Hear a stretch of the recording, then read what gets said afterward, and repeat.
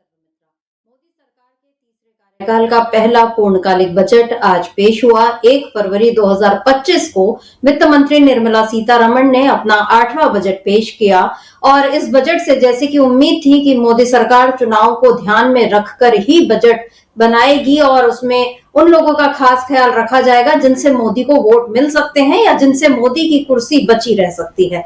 दूसरे शब्दों में कहें तो मोदी का जो सत्ता खोने का डर है वो इस बजट में साफ तौर पर नजर आया।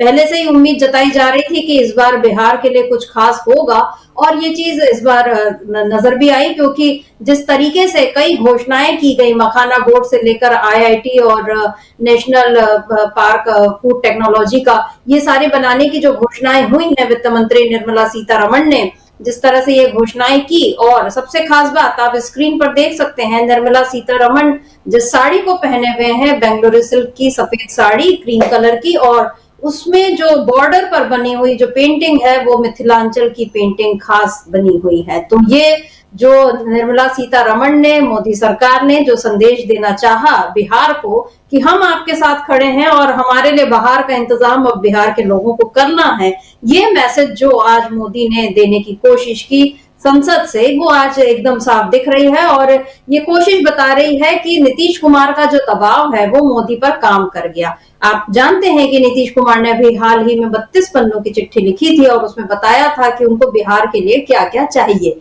विशेष पैकेज, मतलब विशेष राज्य की मांग तो पूरी नहीं हुई, लेकिन विशेष पैकेज से ही फिलहाल नीतीश कुमार अपना काम चला रहे हैं। पिछले बार भी उन्होंने ऐसा ही कुछ दबाव दिखा था सरकार पर और इस बार साफ तौर पर नजर आया कि नीतीश कुमार का जो दबाव है वो काम कर गया। बिहार के लिए बहुत सारी घोषणाएं की निर्मला सीतारमण ने, लेकिन इन घोषणाओं में एक तरफ तो जो दिख रहा है कि नीतीश कुमार का दबाव काम आ रहा है और मोदी डर रहे हैं अपनी सत्ता खोने से, क्योंकि उनको बिहार में इस बार किसी भी तरह लौटना है, तो वो एक डर तो दिखा है। और दूसरी बात ये भी नजर आई कि बाकी जो बजट में जिस तरह के प्रावधान किए गए हैं वो भी चुनाव को ध्यान में रखकर या अपने उन साथियों को ध्यान में रखकर किए गए हैं जिनके सहारे मोदी सरकार 3.0 चल रही है। तो कुल मिलाकर आज के इस बजट में बीजेपी का जो डर है वो साफ तौर पर नजर आए, क्योंकि अगर मजबूत सरकार वाला, मतलब जैसा नरेंद्र मोदी दावा करते हैं कि उनकी सरकार बहुत मजबूत है, तो वो फिर कुछ ऐसे फैसले लेते जिनसे देश की अर्थव्यवस्था को वाकई गति मिलती। लेकिन अभी तो ये दिख रहा है कि वो हर किसी को खुश करके किसी तरह अपना कार्यकाल आगे बढ़ाना चाहते हैं, चलाना चाहते हैं। उनको 5 साल का ये जो कार्यकाल है वो पूरा करना चाहते हैं। यही नरेंद्र मोदी का सबसे बड़ा डर है। इस बार लोकसभा में जिस तरह से बीजेपी की सीटें कम हुई, जिस तरह से कांग्रेस हमलावर है बीजेपी पर, जिस तरह से संविधान और लोकतंत्र के मुद्दे को उठाकर राहुल गांधी सामने रख देते हैं, जिस तरह वो दलितों और आदिवासियों के साथ खड़े दिखाई देते हैं, उन सब का कोई काट मोदी के पास नहीं है। वो उनका जवाब नहीं दे पाते, तो वो या तो हिंदू मुसलमान करते हैं या कि फिर वो गांधी परिवार को निशाने में लेते हैं या कि फिर वो इस तरह की घोषणाओं का प्रावधान करते हैं ताकि वो दूसरे लोगों को खुश करके अपनी कुर्सी बचा सके। तो आज के इस बजट में यही दिखा। तो आज हम खरी खरी चर्चा इसी पर करेंगे कि किस तरह नीतीश कुमार के दबाव में आ गए हैं नरेंद्र मोदी और बजट में कैसे दिख रहा है बीजेपी का डर। हमारे साथ जुड़े हुए हैं अमलेंदु उपाध्याय जी। अमलेंदु जी नमस्कार, स्वागत आपका इस कार्यक्रम में। अमलेंदु जी, जैसा उम्मीद थी कि निर्मला सीतारमण कोई ऐसा बजट तो पेश करेंगे नहीं जिससे देश की अर्थव्यवस्था को वाकई गति मिलेगी, मजबूती मिलेगी, और जो वादे मोदी सरकार 10 सालों से करते आ रही है, वही रोजगार के वादे, वही मिडिल क्लास के लिए राहत की बातें, वही महंगाई कम होने और बेरोजगारी घटाने की बातें, लेकिन हो कुछ नहीं पा रहा है। हर बजट में हम उठाकर देखें साल दर साल यही सारी घोषणाएं, और हर बार ऐसी तस्वीर पेश की जाती है जैसे कि अब सब कुछ बदलने वाला है, अब अच्छे दिन आने वाले हैं। लेकिन जैसे ही बजट को जब उसके प्रावधान लागू होने शुरू होते हैं और धीरे धीरे उसकी सच्चाई सामने आने लगती, तो पता चलता है कि जो कुछ एक गुब्बारा दिखाया गया अंदर उसके वाकई हवा के अलावा और कुछ नहीं था। क्या आज का ये बजट भी वैसा ही है और इसमें बीजेपी का क्या डर दिख रहा है? जिस तरीके से बिहार को लेकर घोषणाएं की गई, बिहार को लेकर जो घोषणाएं हैं उस पर कई लोगों की प्रतिक्रियाएं भी आई हैं, वो हम जरूर अपने दर्शकों को सुनाएंगे और निर्मला सीतारमण ने किस तरह मखाना बोर्ड की स्थापना की जो बात की है, उस पर मोदी जैसे ताली बजाते हुए दिखे, वो सब भी हम दिखाएंगे। पर पहले आपसे ये प्रतिक्रिया चाहती हूँ कि क्या ये बजट सिवाय गुब्बारे के और कुछ नहीं है? निश्चित तौर पे शर्मिष्ठा जी, गुब्बारे के सिवा कुछ नहीं है। गुब्बारा भी हाइड्रोजन गैस से भरा हुआ है जो हवा में उड़ जाता है, यानी वो बच्चे के हाथ में भी नहीं रहता। वो गुब्बारा जो उस तरीके का गुब्बारा है कि हाथ से छूटा तो हवा में उड़ जाएगा। तो ऐसा गुब्बारा जो है वो निर्मला सीतारमण ने भरा है। लेकिन इसके लिए दाद देनी पड़ेगी और तारीफ़ करनी पड़ेगी वित्त मंत्री निर्मला सीतारमण की कि 1 घंटे से ज़्यादा का उनका भाषण और इतने दिनों तक की तैयारी, और फिर ये बताया जाना कि प्रधानमंत्री नरेंद्र मोदी ने जो है विशेषज्ञों से बातचीत की है, अर्थशास्त्रियों से मिले हैं, कॉरपोरेट घरानों के नुमाइंदों से मिले हैं। सबसे मिलने के बाद अगर ये चूचू का मुरब्बा बजट निकल कर सामने आया है तो इसके लिए ये बधाई दी जा सकती है निर्मला सीतारमण को कि वो अच्छी कारीगर हो, जलेबी अच्छे से वो छानना जानती हैं और अच्छी जलेबी उन्होंने छानी है। इसके बावजूद जिस तरीके से बिहार का बार बार जिक्र आया है कि बिहार में ये किया जाएगा, बिहार में आईआईटी को उच्चीकृत किया जाएगा, बिहार में ग्रीन फील्ड एयरपोर्ट बनेंगे, बिहार में मखाना बोर्ड बनेगा, बिहार में फूड जो है वो इंस्टीट्यूट बनेगा, तमाम जो घोषणाएं बिहार बिहार बिहार बिहार जिस तरह से किया गया है, तो लग रहा है कि जैसे बिहार में बहार ही बहार है और नीतीश कुमार है। इस बजट में भी नीतीश कुमार है। अब बिहार में नीतीश कुमार हो या ना हो, लेकिन इस बजट में बहार है और बजट में नीतीश कुमार है, ये साफ तौर पर समझ में आ रहा है शर्मिष्ठा जी। तो नीतीश कुमार के आगे नरेंद्र मोदी डरे हुए दिखाई पड़ रहे हैं और बीजेपी को डर जो है साफ तौर पर नीतीश कुमार का भी दबाव दिख रहा है और विपक्ष का भी दबाव दिख रहा है। ये साफ तौर पर ये बजट बता रहा है। कुल मिलाकर डरी हुई सरकार का डरा हुआ बजट जो है, इसको ये संज्ञा दी जा सकती है शर्मिष्ठा जी। जी, डरी हुई सरकार का डरा हुआ बजट। और नीतीश कुमार जो है वो मोदी के दिमाग में भी नीतीश कुमार है, यही ऐसा लग रहा है, क्योंकि उनके अलावा कोई और उनको दिखाई नहीं दिया। हम आप अपने दर्शकों को बता दें कि आज जो घोषणाएं हुई हैं खास तौर पर बिहार के लिए, उसमें मखाना उत्पादन, विपणन और प्रसंस्करण को बढ़ावा देने के लिए बिहार में मखाना बोर्ड की स्थापना होगी।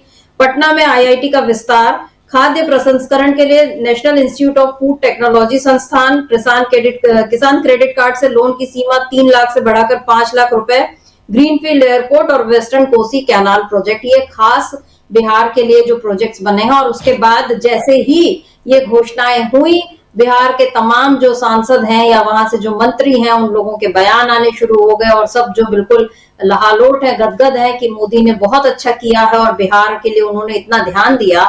अब सवाल ये है कि जब इतना ही मोदी को बिहार का ध्यान था तो वो 11 सालों से थे, सत्ता में हैं, वो क्यों नहीं अभी तक उन्होंने इस पर कोई इतना ध्यान इससे पहले क्यों नहीं दिया? ये एक अहम सवाल है।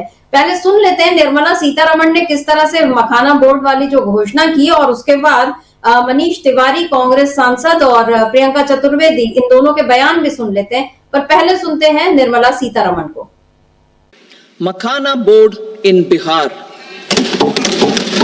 For this, there is a special opportunity for the people of Bihar. A Makaana board will be established in the state to improve production, processing, value addition, and marketing of Makaana. The people engaged in these activities will be organized into FPOs. The board will provide hand-holding and training support to Makaana farmers and will also work to ensure they receive the benefits of all relevant government schemes. तो ये थी निर्मला सीतारमण और इन्होंने बताया कि मखाना board की स्थापना से क्या कुछ होने जा रहा है, किस तरह फायदा मिलेगा मखाना उत्पादक जो किसान हैं उनको, और सरकारी योजनाओं का लाभ भी मिलेगा। ये सारी बातें उन्होंने कही। तो अमलेंदु जी, मेरा सवाल वही बरकरार है कि जब ये सारे काम अब जाकर मोदी सरकार को क्यों याद आए? क्या इसमें सीधे सीधे ये नजर नहीं आ रहा कि बिहार में चुनाव है और इसीलिए मोदी ऐसा काम कर रहे हैं? और जब इतना क्लियर कट उनका ये एजेंडा साफ दिख रहा है, उनका जो उद्देश्य है वो साफ, कुछ बिल्कुल साफ साफ नजर आ रहा है, तो क्या मोदी ने बिहार की जनता को मूर्ख समझ के रखा है कि हम एक बार का झुंझुना देंगे और वोट हासिल कर लेंगे? क्योंकि लोग तो वहां भी सवाल उठाएंगे कि आप पिछले 10-11 सालों से क्या कर रहे थे। अभी हमने जो बात की वित्त मंत्री निर्मला सीतारमण की, उन्होंने भी जो साड़ी जो पहनी, मैंने बताया कि जिसमें बॉर्डर पर मिथिलांचल की पेंटिंग है, तो ये बनाई है पद्मश्री अवार्डी है दुलारी देवी। उन्होंने इस बारे में, उन्होंने ये साड़ी भेंट की थी निर्मला सीतारमण को। एक बार उनका बयान भी सुन लेते हैं अमलेंदु जी, उसके बाद आपसे जवाब चाहती हूँ कि क्या मोदी ने बिहार की जनता को मूर्ख समझ के रखा है कि इस चुनावी साल में सारी घोषणाएं हुई, उससे पहले करने की जरूरत इनको नहीं पड़ी। देख लेते हैं दुलारी देवी का बयान, क्या बताया उन्होंने इस साड़ी के बारे में। सीतारमण जी आयल छलखिन मिथिला चित्रकला स्थान, तो ओही में भेंट में जे हुनका जे पेंटिंग छले अथी पर साड़ी पर जे हमरे बनायल छले, हमरे साड़ी छले, बेंगलोरी सिल्क कहल जाय छै, से साड़ी एठाम से विदाई देल गेल छले। तो कहे गेलखिन जे कि एठाम जे ई साड़ी देल जाय छै से अहाँ पहिर लेबै मैम तो ठीक रहते। तो भेंट भेले तो बहुत खुशी भेल, और किछु और गप्पो सब भेल हुनका से, जे कहलखिन जे अहाँ जे पेंटिंग बनबै छियै दुलारी देवी जी, तो अहाँ कोना बनबै छियै, पहिले से सोचने रहे छियै? तो कहले नहीं मैम, पहिले से नहीं सोचने रहे छियै, हम सब बरस उठेलहुँ आ पेंटिंग बनेनाइ शुरू कऽ देलहुँ। आ एकटा बात और पूछलखिन जे कि राम के पहचान की छै? तो कहले मैम से धनुष पहचान छै राम के, जे एकटा धनुष स्वयंवर काल में राखल छै, एकटा कन्हा पर छै हुनका। आ एकटा बात और पूछलखिन जे कि अहाँ सीताजी के जे पहचान की छै से अहाँ के बुझल है? तो कहले मैम सीताजी के पहचान श्रृंगार छै, माछक नथिया देल गेल छै, से माछक नथिया एहि दुआरे देल जाइ छै जे मिथिला में जे माछ मखान पान बहुत फेमस छै, ताहि दुआरे हम सब बेसी माछ के दर्शबै छी। साड़ी में तो टाइम के कोनो अथी नहीं रहे छै, समय के कोनो ई नहीं रहे छै जे कि कखन बनायब कखन बैसब। जखन छुट्टी रहे छै तखन हम साड़ी बनेने छी, 1 महीना टाइम लागल है हमरा उस साड़ी में। की सब पेंटिंग छै ओइ साड़ी? ओइ साड़ी में छै जे जोड़ुआ माछ छै आ कमल फूल छै। वित्त मंत्री बजट पेश केलखिन, वो साड़ी पहन के केहन लागल? बहुत खुशी होया, बहुत धन्यवाद दै छियन मैम के जे बिहार के लेल देश के लेल बड़का सम्मान हमरा सबके भेल, जे हमरा कॉलेज के तरफ से मिथिला चित्रकला के तरफ से भेंट देल गेल छन, हुनका विदाई पहिर लेकिन बहुत खुश छी हम सब आए बहुत। तो अमलेंदु जी यहाँ पर दुलारी देवी बड़ी कलाकार हैं और उन्होंने बताया कि वो पहले से नहीं सोचती, जब बनाती है पेंटिंग बस उसी समय उनके जहन में जो ख्याल आते हैं और वो बनाती है। और फिर मिथिला की जो खास पहचान है माछ मछली और पान, इसके बारे में उन्होंने बताया। और निर्मला सीतारमण ने ये साड़ी पहनी, इस बात पर उनको बहुत खुशी है। तो अच्छी बात है कि सरकार ने एक कलाकार की के उसके इच्छा का ध्यान रखा। हम देख चुके हैं कि मोदी भी इससे पहले असम चुनाव में किस तरह से वो उसकी जो उसका उन्होंने वो पटका जो पहनते थे ताकि उनको असम जब साधना था। तो लेकिन बात ये है अमलेंदु जी, अभी जिस तरह वो कलाकारों की बात कर रहे हैं, जिस तरह से वो मखाना बोर्ड की बात हुई, जिस तरह से बाकी वो बिहार के लोगों का इस समय ध्यान रख रही है कि वहां उन लोगों की जो उम्मीदें हैं, क्या ये बातें पहले से सरकार अगर करती रहती तो बिहार को बार बार विशेष पैकेज चाहिए, विशेष राज्य की मांग चाहिए, ये सारी मांगे उठना बंद हो सकती थी। बिहार में बहुत अभी हमने लगातार देखा है कि कितनी वहां पर बेरोजगारी है, कैसे वहां पर बच्चे जो हैं वो पढ़ाई के लिए पेपर लीक के कारण कितना त्रस्त होते हैं, कितनी गरीबी है, कितने सारी वहां पर दिक्कतें हैं, बाढ़ की दिक्कतें आई, चाहे मतलब बहुत तरह तरह की वहां पे समस्याओं से गुजर रहा है बिहार। और चुनाव के वक्त इस तरह से मतलब एक जो गोटी ये जो चली है मोदी ने, क्या ये गोटी काम आएगी वहां पर? अब देखिए समिता जी कि ये गोटी कितना काम आएगी कितना नहीं आएगी ये तो आने वाला समय बताएगा, लेकिन फिलहाल जो इस तरीके से ये गोटियां सेट करने की कोशिश की गई है, ये तो साफ तौर पे ये दिखाता है कि डर जो है वो बीजेपी में बैठा हुआ है। क्योंकि लगातार चर्चाएं चल रही थी कि नीतीश कुमार बजट का इंतजार कर रहे हैं, उसके बाद वो नीतीश कुमार पलटी मारेंगे।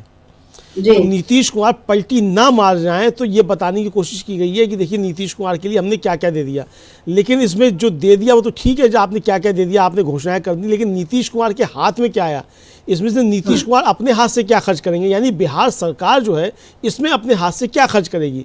सवाल ये कि जो पिछला बजट आया था उस पिछले बजट में भी समिता जी बिहार के लिए बड़ी घोषणाएं की गई थी, उन घोषणाओं का क्या हुआ, वो कहाँ इम्प्लीमेंट हुई? क्या नीतीश कुमार उस बजट में से 1 रुपया भी बिहार सरकार अपने हाथ से खर्च कर पाई? क्या उसका कोई आंकड़ा है?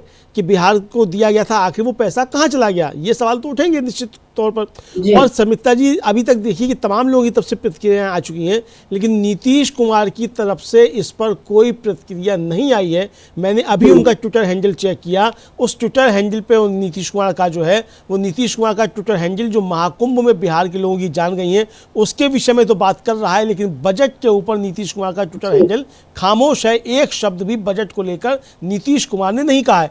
यानी कि आपने जिन नीतीश कुमार की बहार कर दी बजट में, वो मगर वो नीतीश कुमार के चेहरे पर बहार नहीं है इस बजट को देखते हुए, ये साफ तौर पर समझ में आ रहा है। तो यानी कि आपने जो बिहार को भरमाने की कोशिश की कि बिहार के लिए हमने बजट में ये कर दिया कि साहब एयरपोर्ट का विकास हो जाएगा, अरे वो एयरपोर्ट का विकास बिहार सरकार नहीं करेगी, बिहार सरकार के हाथ नहीं होगा, और ये कब होगा कब नहीं होगा इसके बारे में कोई नहीं है। अब वो संस्थान बनेगा साहब, वो डेयरी का, फूड प्रोसेसिंग का, वो कब बनेगा कुछ पता नहीं कब बनेगा। ठीक उसी तरीके से जैसे कि दरभंगा में एम्स बन गया, लेकिन वो दरभंगा में एम्स कहाँ है अभी तक किसी को नहीं पता है, और मोदी जी ने कह दिया कि दरभंगा में एम्स बन गया।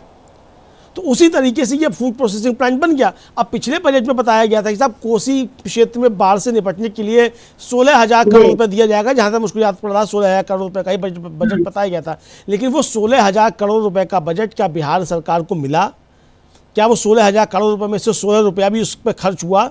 अगर खर्च हुआ होता तो नीतीश कुमार चिट्ठी लिखकर ये मांग क्यों कर रहे होते कि बिहार में बाढ़ से प्रबंधन के लिए हमको पैसा दिया जाए? ये 32 पन्नों की चिट्ठी जो नीतीश कुमार ने लिखी थी, वो चिट्ठी में नीतीश कुमार उस बिहार में बाढ़ से निपटने के लिए मांग क्यों कर रहे होते?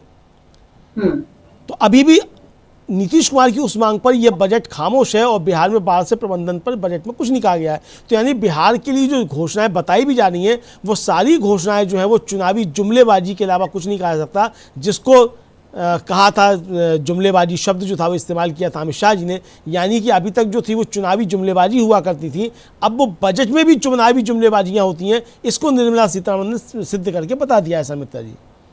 जी बिल्कुल, क्योंकि जो आपने बिल्कुल सही याद दिलाया, क्योंकि जैसे ही सरकार गठन हुआ था और उसके बाद जो अंतरिम बजट पेश किया था निर्मला सीतारमण ने, उन्होंने उसमें बिहार के लिए खास घोषणाएं की थी, और तब ऐसा लगा था कि नीतीश कुमार को रोकने के लिए मोदी सरकार को ये जरूरी है कि वो ऐसी घोषणाएं करे ताकि उनको ये भ्रम बना रहे कि मोदी जो है वो बिहार का ख्याल रख रहे हैं। लेकिन अभी जो दिसंबर जनवरी में जो घटनाएं हुई, उनसे मोदी को समझ में आ गया कि नीतीश कुमार भी अब हकीकत समझने लगे हैं, और उन्होंने जिस तरीके से राज्यपाल से मुलाकात की और राज्यपाल ने जिस तरह से लालू यादव जी के घर जाकर उनसे मुलाकात की, तो ये सारी घटनाएं जो हो रही थी, मोदी को उनका डर लगा और वो समझ में आ गया कि अब के चुनाव में ये मुश्किल हो सकता है अगर हमने नीतीश कुमार को नहीं साधा तो। और इस बजट में ऐसा ही दिख रहा है कि नीतीश कुमार को फिर से खुश करने की कोशिश मोदी ने की है, लेकिन इस कोशिश में नीतीश कुमार अभी तक उनका कोई वाकई मैंने भी देखा उनका ट्विटर हैंडल, क्योंकि उसमें वो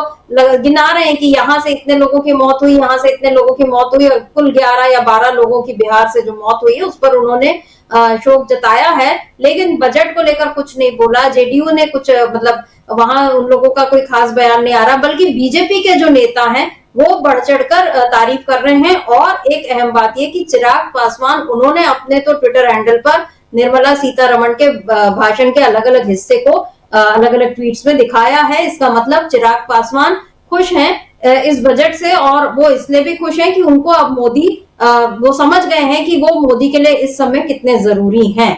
तो बिहार में इस समय राजनीति एक अलग किस्म की चल रही है, और चुनाव तक और क्या क्या गुना भाग जोड़ तोड़ होगी वो देखना होगा। आज के इस बजट में जिस तरह बिहार पर बार बार बात हुई, उसको लेकर मनीष तिवारी ने ये कहा है कि ये बिहार का बजट है कि देश का बजट है, समझना कठिन है। क्या कुछ कहा मनीष तिवारी ने, उसको सुनते हैं, और उसके बाद सुन लेते हैं शिवसेना की सांसद प्रियंका चतुर्वेदी का बयान भी। सुनते हैं मनीष तिवारी को। मुझे ये समझ नहीं आ रहा कि ये भारत सरकार का बजट है कि बिहार सरकार का बजट है। आपने बिहार के अलावा किसी और प्रदेश का नाम सुना वित्त मंत्री जी के पूरे बजट भाषण में? तो जब आप देश के बजट की बात करते हैं तो सारे देश के लिए उसमें कुछ ना कुछ होना चाहिए। और ये बड़ी दुर्भाग्यपूर्ण बात है कि जिन बैसाखियों पे सरकार चल रही है, उन बैसाखियों को स्थिर रखने के लिए उन्होंने बाकी मुल्क की जो विकास है उसको बिल्कुल दांव पे लगा दिया। मिडिल क्लास को लेकर क्या कहेंगे सर, जो Well, the tax proposals will have to be studied carefully. Right? The finance minister has made certain assertions. Those assertions would have to be looked at. The fine print would have to be looked at, and then only, would you come to a determination. But in nutshell, I would again like to reiterate: was this a budget of the government of India, or was this a budget of the government of Bihar? Sir आप और अब सुन लेते हैं प्रियंका चतुर्वेदी को। उनका भी यही कहना है कि इस बजट में बिहार का जिस तरह से जिक्र है, तो बिहार के लोग भी सोच रहे होंगे कि क्यों ना साल में 2 बार चुनाव हो, ताकि बार बार उनका ही भला हो, उनका ख्याल रखा जाए। तो प्रियंका चतुर्वेदी का ये जो कटाक्ष है, इसको सुन लेते हैं। मैं कहूंगी ये मिडिल क्लास की सबसे बड़ी जीत है। ये 240 वोट पर आने की जीत है, क्योंकि जिस तरीके से पिछले 10 साल से मिडिल क्लास की यही मांग थी कि हम लोग सैलरी कमाते हैं, उससे ज़्यादा खर्चा हमारा टैक्स में चला जाता है, ना सेविंग होती है, ना इन्वेस्टमेंट होता है। आज फाइनली उनकी सुनवाई हुई है, तो मैं उसका स्वागत करती हूँ। पहली बात ये, बिहार सोच रहा होगा कि काश हर साल चुनाव हो बिहार में, जैसे हमारी जो केंद्र सरकार है उनके बारे में कोई योजनाएं बता सकें। बिहार में चुनाव आ रहा है, 2 तरीके से पता चलता है, जब ध्रुवीकरण शुरू करते हैं और आम आदमी का बजट अनाउंस होता है। तो बिहार भी उम्मीद कर रहा होगा। बाकी सारा विस्तार से, महिलाएं हों, हमारे किसान हों, युवाओं के लिए रोजगार के माध्यम हो, हम उन सबको पहले देखूंगी, पर उम्मीद करती हूं उन सबको ध्यान में रखकर, जैसे मैंने आज सवेरे भी कहा था, उनका 8th record term consecutive budget है, वो रिकॉर्ड पार करते हुए वो जनता 1.4 बिलियन नेशन के जो जनता है वो उनको तरफ देख रही थी कि उनको राहत की सांस मिले। अमरिंदर जी क्या कहेंगे? प्रियंका चतुर्वेदी ने यहाँ जबरदस्त कटाक्ष किया कि हर साल ही बिहार में चुनाव हो, वहां के लोग भी ऐसा सोच रहे होंगे। जो बात मैंने पहले कही थी कि मोदी क्या ये सोचते हैं कि बिहार की जनता को उन्होंने मूर्ख समझ के रखा है कि वो इस बार कुछ घोषणाएं करवा देंगे, और जिनका आपने जैसा सही बताया कि जिनका कोई अता पता नहीं कि वो कब तक वो योजनाएं लागू होंगी। और बजट के कुछ प्रावधान में देख रही थी जिसमें वो अगले 5 साल की बात भी कर रहे हैं। तो बजट तो हर साल आता है, तो आप अभी की बात करिए कि इस फाइनेंशियल ईयर में, इस वित्तीय वर्ष में आप क्या क्या कर सकते हैं, आपके पास कितना धन है और उसको आप किस तरह से खर्च करने की योजना बना रहे हैं। अगले 5 साल की बात करना, ये क्या सीधे सीधे लोगों को मूर्ख बनाना नहीं है। और प्रियंका चतुर्वेदी का जो कटाक्ष है, मनीष तिवारी का जो बयान है, क्या कहेंगे? बिल्कुल समीर जी, प्रियंका चतुर्वेदी और मनीष तिवारी की जो बयान है वो सीधे सीधे कटाक्ष हैं, और ये बहुत गहरे कटाक्ष हैं। लेकिन हम लोग जिस समय चर्चा कर रहे हैं शर्मिष्ठा जी, इस समय तक नीतीश कुमार का ट्विटर हैंडल बजट को लेकर खामोश है, लेकिन अमित शाह जी ने बाकायदा ट्वीट कर दिया है हम लोग की चर्चा के दौरान ही, और बिहार में तो बिहार वासियों को महत्वपूर्ण उपहार दिए हैं बजट 2025 में मोदी सरकार ने, ये उन्होंने घोषणा कर दी है। और हम अपनी टीम से कहेंगे कि अगर उनके पास वो ट्वीट हो तो उसको दिखाया भी सकता है कि नीति में अमित शाह जो है वो क्या ट्वीट कर रहे हैं। यानी शर्मिष्ठा जी जो बात कर रहे थे मनीष तिवारी, जो बात कह रही हैं एक तरीके से प्रियंका चतुर्वेदी, और हम लोगों ने भी जो अपने ट्वीट दिया, देखिए ये है शर्मिष्ठा जी, आप बता सकती हैं। जी, ये लिख रहे हैं अमित शाह कि बजट 2025 में मोदी सरकार ने बिहार वासियों को महत्वपूर्ण उपहार दिए हैं। बिहार में मखाना बोर्ड की स्थापना, मिथिलांचल में वेस्टर्न कोशी नहर परियोजना, IIT पटना का विस्तार, national institute of food technology, entrepreneurship and management और ग्रीनफील्ड एयरपोर्ट संबंधी निर्णयों से आने वाले समय में बिहार शिक्षा, व्यापार, कनेक्टिविटी, किसान कल्याण और रोजगार का केंद्र बनने वाला है। अमित शाह ने पूरी जितनी भी योजनाएं बजट में जो घोषित की गई हैं, सबका जिक्र उन्होंने कर दिया, और एक ऐलान ये भी कर दिया कि आने वाले वक्त में बिहार जो है वो शिक्षा, व्यापार, कनेक्टिविटी, किसान कल्याण और रोजगार का केंद्र बनने वाला है। तो ठीक है, आने वाले समय में वो जब बनेगा, और जो उन्होंने महत्वपूर्ण उपहार देने की जो बात की है अमरिंदर जी, ये है क्या मतलब बिहार ने क्या गुनाह किया था जो आपने पिछला जो समय गुजर गया, जो उसमें उसने क्या गुनाह किया था कि आपने तब इन बातों पर ध्यान नहीं दिया, और अब आप बता रहे हो कि आने वाले समय में ये बिल्कुल जिसको कहा जा रहा है कि चुनावी बजट, और बिहार का चुनावी बजट, इसको यही कहा जा सकता है। जी, आप अपनी बात कंटिन्यू करिए। हाँ बिल्कुल शर्मिष्ठा जी, इसको बिहार का चुनावी बजट कहा जा सकता है, लेकिन नीतीश कुमार का दिल अभी भी नहीं पसीजा है। अमित शाह का ट्वीट आने के बाद भी नीतीश कुमार का ट्विटर हैंडल अभी तक खामोश है। मैं सामने खोले हुए बैठा हुआ हूं और 1 घंटा पहले जो है उनका वही प्रयागराज कुंभ में हुई दुर्भाग्यपूर्ण घटना पर ही नीतीश कुमार का ट्वीट है और कोई वक्तव्य भी, कोई बाइट भी नीतीश कुमार की अभी तक इस पर नहीं आई है। यानी नीतीश कुमार इस बजट से अभी भी संतुष्ट नहीं है। अभी तक ऐसा समझा जा सकता है, बाद में क्या बयान आता है और क्या देते हैं वो अलग का मसला है, लेकिन अमित शाह का ट्वीट जो है समिता जी, वो इस सरकार की बेचैनी बता रहा है कि नीतीश कुमार से दबाव में ये सरकार कितनी है और नीतीश कुमार ने सरकार को कितना दबाव में लिया हुआ है। अब ये नीतीश कुमार का दबाव है या कि जो कह रही हैं प्रियंका चतुर्वेदी कि ये 240 पे ये सरकार है, उसका दबाव है, यानी विपक्ष का दबाव है, ये अब समय तय करेगा और ये देखना पड़ेगा कि किसका दबाव ज़्यादा है। लेकिन ये दोनों ही दबाव समझे जा सकते हैं। नीतीश कुमार भी दबाव बनाने की स्थिति में तभी है जब मोदी जी की पार्टी 240 पर अटकी हुई है, विपक्ष मजबूत है। यानी ये 240 के दबाव की वजह से नीतीश कुमार का दबाव इस सरकार पर काम करता हुआ दिखाई पड़ रहा है। लेकिन फिर भी नीतीश कुमार जो है वो अभी मानने को तैयार नहीं है, ये भी समझा जा सकता है समिता जी, चूँकि अभी तक जो है उनका ट्विटर हैंडल इस बजट को लेकर खामोश है और उनकी तरफ से कोई प्रतिक्रिया भी नहीं आई है। तो यानी जिस तरीके से नीतीश कुमार का दबाव इस सरकार पर साफ दिख रहा है और जो विपक्ष के लोग तमाम कह रहे हैं कि भाई जितनी बार बिहार का नाम लिया उसमें कहीं किसी दूसरे राज्य का कोई नाम ही नहीं है। चन्नी की जो पंजाब के मुख्यमंत्री रहे हैं उनका वक्तव्य आया है, वो कह रहे हैं कि भाई इस बजट में बिहार का तो कई बार नाम लिया गया, लेकिन हरियाणा, हिमाचल, पंजाब और उत्तर प्रदेश का इसमें कहीं नाम ही नहीं है। हमने सुना ही नहीं निर्मला सीतारमण के मुंह से कि इन राज्यों की भी कोई बात की गई है। तो जाहिर सी बात है कि जो कह रही है प्रियंका चतुर्वेदी कि बिहार में हर साल चुनाव हो ताकि कम से कम बिहार का नाम तो आता रहे, तो ये जो एक कटाक्ष है, बहुत गहरा कटाक्ष समिता जो ये साफ समझा सकता है कि ये डरी हुई सरकार का डरा हुआ बजट है और इस पर विपक्ष का और नीतीश कुमार का दोनों का खौफ जो है वो मोदी सरकार पर और निर्मला सीतारमण पर ये साफ तौर पर दिखाई पड़ रहा है। जी बिल्कुल, और आपने सही बताया कि जैसा चन्नी ने इस सवाल उठाया कि ना उसमें पंजाब, हरियाणा, हिमाचल किसी का नाम नहीं। हरसिमरत कौर बादल जो पूर्व मतलब सहयोगी रही हैं बीजेपी की, उन्होंने भी आज के इस बजट पर सवाल उठाया और उन्होंने बताया कि बिहार में चुनाव है, लेकिन बाकी जगहों का क्या, किसानों की बात उन्होंने की। एक बार सुन लेते हैं हरसिमरत कौर बादल का बयान। देखिए, सबसे ज्यादा तो स्टेटों के नाम देखिए, बिहार जहाँ पे चोन आ रही है, बिहार बिहार बिहार, उसके बाद असम की आ रही है तो असम, पंजाब का तो नामो निशानी है। वो किसान धरने में बैठे 4 साल से एमएसपी की लीगल गारंटी के लिए।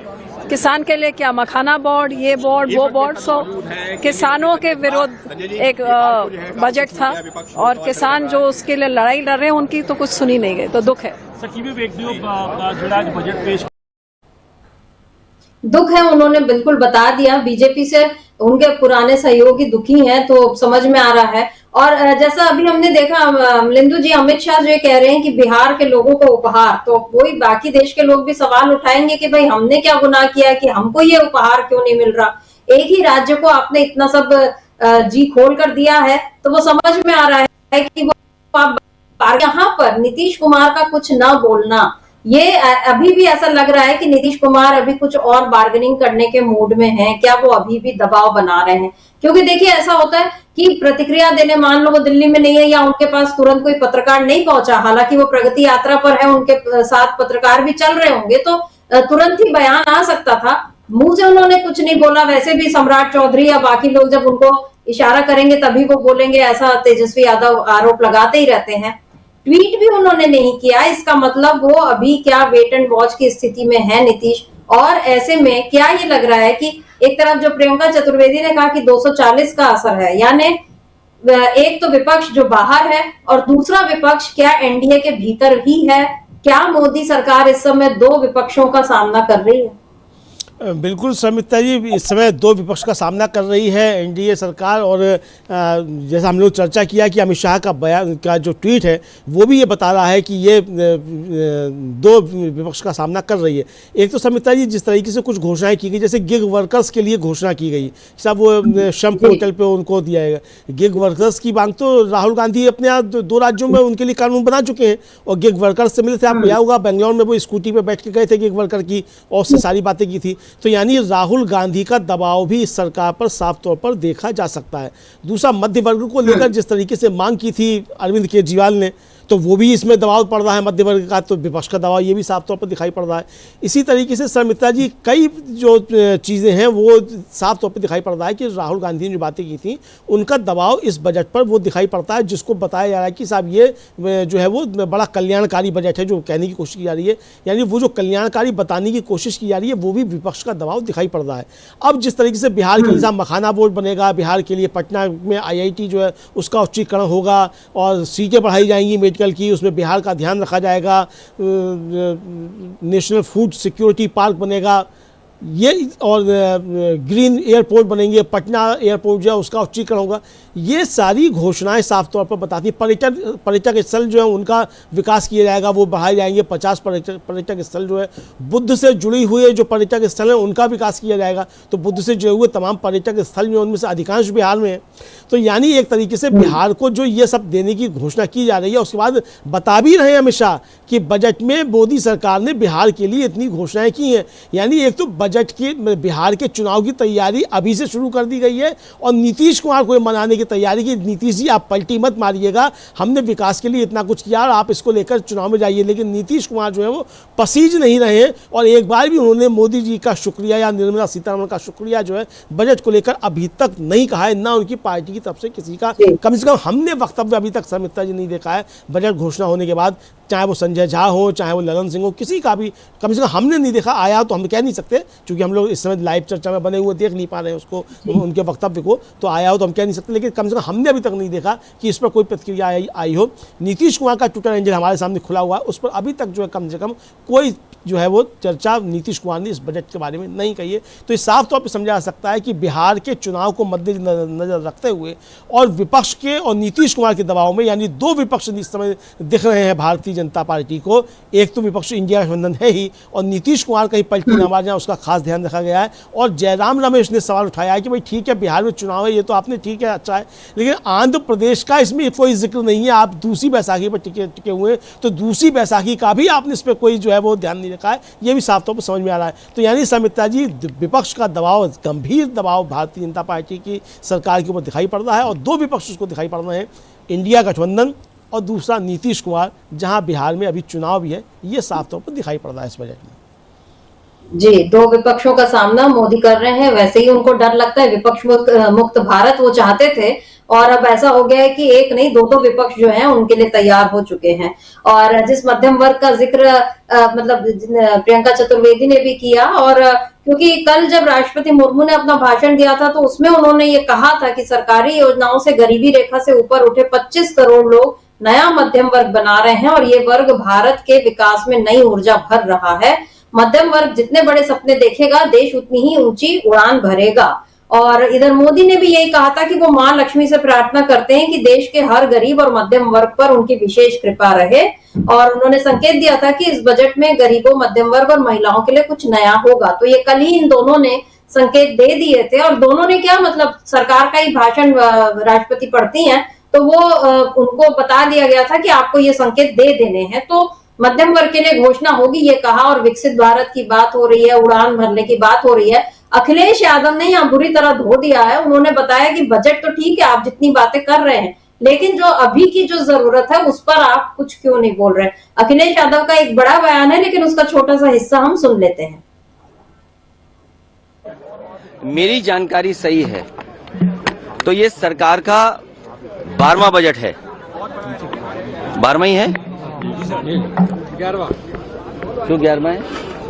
अच्छा ठीक है, जो भी कुछ है, ये जो बजट है अगर हम इसको 12वां मान लें, 11वां मान लें, 12 साल बाद कुंभ आता है। जो सरकार को आंकड़े देने चाहिए थे, हमारे लिए आज बजट के आंकड़ों से ज्यादा जरूरी है कि जिन लोगों की जान गई है वो आंकड़े।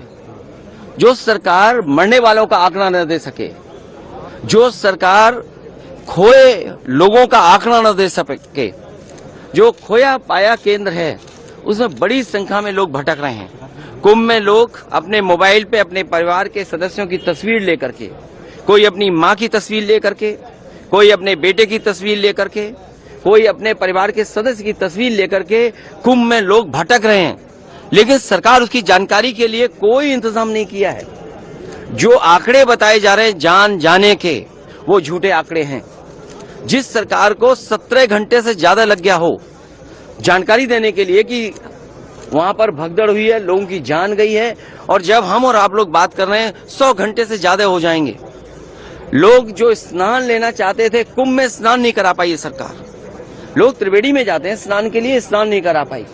और कोई भी ऐसा शंकराचार्य, साधु, संत और देश का बड़ा साधु ऐसा नहीं है जो महाकुंभ में न रहा हो।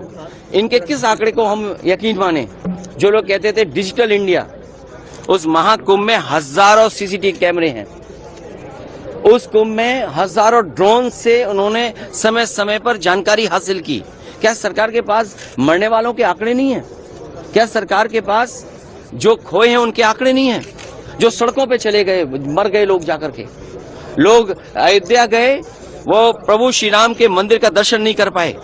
जो लोग बनारस गए उसका दर्शन नहीं कर पाए, सड़कों पे रातें गुजारी हैं लोगों ने। सुनो, ये वर्ल्ड की इकोनॉमी 5th लार्जेस्ट से 3rd लार्जेस्ट ले जाना चाहते हैं। जो सड़कों पर लोग सोए हैं 12-12 घंटे, एक दिन, 2-2 दिन। कई लोग जो बाहर से चल करके अपने इंतजाम से आए थे, आप पता कर लीजिए प्रयागराज से अयोध्या जाने में कितना समय लगा है लोगों को। 12 घंटे, 16 घंटे, एक दिन लगा है। कोई दर्शन नहीं कर पाया। कोई बनारस गया, गाड़ियां आने नहीं दी किसी की। अगर बनारस के लोग में तब भी नहीं गाड़ी देने दें। ये क्या इंफ्रास्ट्रक्चर बना रहे हैं? प्रधानमंत्री का क्षेत्र क्यूट को बना रहे थे। जिनके पास ये सपना नहीं है, विजन नहीं है कि देश की आबादी क्या हो, कितना बड़ा इंफ्रास्ट्रक्चर होना चाहिए।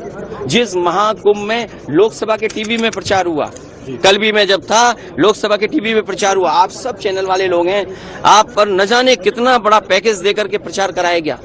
जब 40 करोड़ लोगों का इंतजाम करना था तो क्या आपने इंतजाम किया? आप स्नान को लेकर के आपने तो आंकड़े पेश कर दिए कि 10 करोड़ लोगों ने स्नान कर लिया, लेकिन किनकी जान गई है, कौन खो गया है, उसकी आपका आंकड़े ही नहीं है। जो कपड़े मिले हैं, जो चप्पलें मिली हैं, जो सामान मिला है, क्या सरकार को उस बात की चिंता नहीं है? ये सरकार कहती है कि हम हिंदू पार्टी हैं, हिंदू का संरक्षण करते हैं। जो सरकार महाकुंभ और हिंदुओं का सबसे बड़ा ये त्योहार माने, पर्व माने, या ऐसी जो आयोजन है वो माने, उस आयोजन को नहीं कर पा रहे हैं, तो वो क्या दुनिया में अर्थव्यवस्था बन पाएंगे? क्या अमरिंदर जी बहुत नाराज और गुस्से में दिखाई और दुखी भी लग रहे थे अखिलेश यादव की जिस तरीके से सरकार बातें करती है और कैसे लोगों को उनकी बदहाली पर छोड़ दिया। और बदहाली का कारण भी सरकार ही है, जो उन्होंने सवाल उठाए गलत नहीं है। यहाँ पर अखिलेश यादव ने क्या ये बता दिया कि आज आप खुश हो जाइए, आज आप बिहार का बजट बना लीजिए, आज आप बता दीजिए देश को कि आपने मध्यम वर्ग के लिए क्या किया, लेकिन कल जब आप सदन में आएंगे तो आपको इन सवालों से फिर दो चार होना पड़ेगा। क्या मोदी इस बात से भी डर रहे हैं? बिल्कुल संबिता जी, मोदी काफ़ी ज़्यादा डरे हुए दिखाई पड़ रहे हैं, चूँकि एक तो कल जिस तरीके से उन्होंने पहले बयान दिया कि अब विदेश से जो है कोई वो चिंगारी पहली बार है कि नहीं आई 10 साल में, और उसके बाद उनको समझ में आ गया था कि अब विपक्ष इस पर पलटवार करेगा अच्छे तरीके से, और फिर वो घबरा के फिर वो सोनिया गांधी की जो एक क्लिप काट के जो चलाने की कोशिश की गई, वो सब मामला सामने आया। लेकिन वो बूमरैंग किया, वो उल्टे जो थी भारतीय जनता पार्टी उसमें फंसी कि उसने किस तरीके से राष्ट्रपति का अब तक अपमान किया है, ये सामने आ गया। मतलब एक ही राष्ट्रपति नहीं बल्कि 2-2 राष्ट्रपति जो उसकी सरकार मतलब थी तब के राष्ट्रपति, उनका अपमान किया। उससे पहले अन्य राष्ट्रपतियों का तो वो करती रहती है, मतलब उसके एक तरह से कहा जाए वो संस्कार उनको शायद जो दिए जाते हैं, वो अपमान करने के तमाम नेताओं के दिए जाते हैं, वो करते रहते हैं, वो एक अलग चीज़ हो जाएगी बहस की। लेकिन ये साफ तौर पे दिखाई पड़ा कि नरेंद्र मोदी समझ गए कि सदन में इस बार उनको जवाब देना पड़ेगा। महाकुंभ को लेकर शर्मिष्ठा जी जो सर्वदलीय बैठक हुई थी परसों, उसमें भी पूरे विपक्ष ने साफ तौर पे कहा था कि इस पर जो है वो आपको चर्चा करनी होगी और एक श्रद्धांजलि जो है वो देनी होगी। तो आपको याद होगा शर्मिष्ठा जी, वो 700 किसानों की जो शहादत हुई थी उस पर राहुल गांधी जब पिछली लोकसभा में खड़े हुए थे, उन्होंने कहा था कि आइए हम इसको दें, तो ये भारतीय जनता पार्टी के सांसदों ने हल्ला मचाया था और श्रद्धांजलि नहीं देने दी थी। तो यानी ये इस तरीके से ये करते रहते हैं, ये सामने चीज़ें आ रही हैं। प्रमोद तिवारी जो कांग्रेस के राज्यसभा में उपनेता हैं, उन्होंने तो साफ तौर पे कहा है कि ये बहुत असंवेदनशील सरकार है, जो कुंभ में जो जिनकी जाने गई हैं उन पे उनको श्रद्धांजलि के लिए भी तैयार नहीं है, बहुत ही असंवेदनशील सरकार है, ये उनका साफ तौर पर कहना है। तो संविता जी इस तरह से चाहता, अभी मैं देख रहा था कि उनका जो संजय झा हैं, जो जेडीयू के कार्यकारी अध्यक्ष हैं, उन्होंने स्वागत कर दिया है बजट का, लेकिन नीतीश कुमार की तरफ से अभी तक नहीं आया है। तो ये हमारा एक भूल सुधार इसको कह सकते हैं, क्योंकि अभी आ गया वो सामने, तो दिखाई पड़ा है ट्विटर खंगालते हुए कि उनका आ गया, उन्होंने स्वागत कर दिया है। तो लेकिन नीतीश कुमार की तरफ से अभी तक नहीं आया, ये जब हम चर्चा कर रहे हैं तब तक नहीं आया, तो नीतीश कुमार खामोश हैं। संजय झा वैसे भी अमित शाह के नज़दीकी समझे जाते हैं, तो अमित शाह के ट्वीट आना और फिर संजय झा का आना, तो वो जुगलबंदी समझी जा सकती है। लेकिन समिता जी, ये साफ तौर पर समझ आ रहा है कि ये बजट जो है ये दबाव का बजट है, और मोदी अच्छे तरीके से समझते थे कि, और अभी भी समझ रहे हैं कि कल जब इस पे बजट पे चर्चा होगी तो अब विपक्ष किस तरीके से इस बजट की खाल उधरेगा, मैं यही शब्द इस्तेमाल करूंगा कि खाल उधरेगा इस बजट की, चूँकि जिस तरीके से एक राज्य पर लुटाने की कोशिशें की गई हैं, बाकी राज्यों को जिस तरीके से इसमें नहीं किया गया है, और जो कलाबाजियाँ दिखाने की कोशिश की। अब जैसे बताया जा रहा है कि साहब 12 लाख तक जो है कोई कर नहीं देना होगा, लेकिन वो कर देना नहीं होगा ऐसा नहीं है, कर है, उसमें टैक्स स्लैब है, देना होगा। और उससे पहले ही वित्त मंत्री ने घोषणा कर दी कि नया आयकर बिल आएगा अगले हफ्ते, यानी जब दिल्ली का चुनाव हो जाएगा उसके बाद वो बिल आएगा। और ये जो घोषणा की गई है उसको किस तरीके से उस बिल में जो है मध्य वर्ग की खाल खींची जाएगी, ये उस बिल में आएगा। तो यानी दिल्ली का चुनाव मध्य वर्ग को लॉलीपॉप देकर जीत लिया जाए और उसके बाद उसकी खाल खींची जाए, इसका इंतजाम निर्मला सीतारमण ने इस बिल में कर दिया है। तो ये साफ तौर पर समझा सकता है। तो मोदी जी जो बातें कर रहे हैं, मोदी जी अच्छे तरीके से समझते हैं कि जब इस बिल पर चर्चा होगी तो क्या क्या चर्चा होगी, इसीलिए कम चर्चा के दिवस इसमें रखे गए हैं। 27 दिन केवल इस सत्र में हैं, जबकि वो ज़्यादा होने चाहिए थे, यानी चर्चा कम होगी और गैर चर्चा ज़्यादा होगी। इसका इंतजाम मोदी जी ने कर लिया है। समिता जी जी, कुल 27 बैठकें 4 अप्रैल तक होनी है, बीच में छुट्टी भी रहेगी संसद में। लेकिन इन 27 बैठकों में भी कितनी बैठकें हो पाएंगी, क्योंकि पूरी उम्मीद है कि अब जब फिर से सदन लगेगा और फिर जब ये महाकुंभ को ही इसमें जो लोग मरे हैं उनको श्रद्धांजलि क्यों नहीं दी जा रही, सरकार क्यों सही आंकड़े नहीं बता रही, ये सारे सवाल उठेंगे। उसके अलावा जो अभी आपने बिल्कुल सही जिक्र किया, दिल्ली चुनाव का ही ये इंतजाम, पहले हमने देखा कि कैसे केंद्रीय कर्मचारियों के लिए वो जो वेतन आयोग का गठन करके कि अब आपकी सैलरी बढ़ने वाली है, हालांकि वो भी अगले साल से होगी, पर अभी से दिल्ली चुनाव के पहले उनको ये सारी चीजें करना जरूरी है। और दिल्ली का तो जो होगा उसके बाद बिहार एक बड़ी परीक्षा है। और आज के इस बजट में ये साफ तौर पर दिखा कि नीतीश कुमार का दबाव जो है वो बीजेपी पर दिखा, मोदी पर दिखा। मोदी ने घोषणाएं तो बहुत की, लेकिन यहाँ उन्होंने वो चालाकी भी की कि जो घोषणाएं हो रही हैं, जो पैसा जाना है, जो खर्च का जो डोर है वो सरकार, केंद्र सरकार के हाथ में रहेगी। नीतीश कुमार यानी राज्य सरकार के हाथ में कितना पैसा आएगा ये देखना होगा। तो नीतीश कुमार भी इसीलिए अभी चुप है, वो देख रहे हैं, कुछ और शायद वो अपना गुणा भाग कर रहे हैं कि किस तरह से मोदी को और दबाव में लाया जाए। और अगर ये दबाव ऐसा दिखा कि मोदी और ज्यादा उनकी बातें नहीं सुनेंगे तो नीतीश कुमार के सामने ऑप्शन हमेशा खुले हैं, वो एनडीए छोड़कर इंडिया गठबंधन में आ सकते हैं। और बीजेपी के लिए ये एक बहुत बड़ा डर है। आज के इस बजट में बीजेपी का डर ही साफ तौर पर नजर आया। अब ये डरी हुई सरकार, डरी हुई बीजेपी एक डरे हुए बजट के साथ किस तरह देश को वाकई उन्नत बनाती है, ये हम अभी कुछ कह नहीं सकते, इसके लिए इंतजार ही करना होगा। तो अमलेंदु जी, आज की इस चर्चा को हम यहीं रोकते हैं। आपका बहुत बहुत शुक्रिया, और शुक्रिया आप तमाम दर्शकों का जो आप हमारे साथ जुड़े और आपने इस चर्चा को ध्यान से सुना। आगे भी आप बने रहिए डीबी लाइव के साथ और देखते रहिए डीबी लाइव। नमस्कार।